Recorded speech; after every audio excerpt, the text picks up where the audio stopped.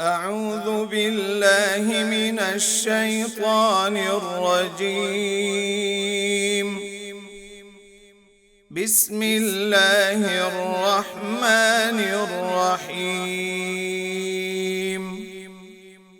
وإذ استسقى موسى لقومه فقلنا اضرب بعصاك الحجر فانفجرت منه 12 عينا قد علم كل أناس مشربهم كلوا واشربوا من رزق الله ولا تعثوا في الأرض مفسدين.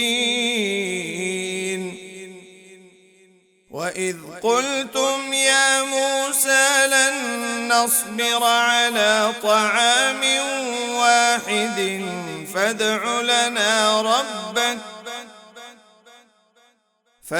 لنا ربك يخرج لنا مما تنبت الأرض من بقلها وقثائها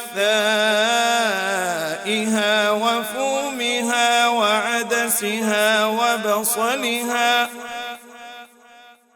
قال أتستبدلون الذي هو أدنى بالذي هو خير اهبطوا مصرا فإن لكم ما سألتم وضربت عليهم الذلة والمسكنة وباءوا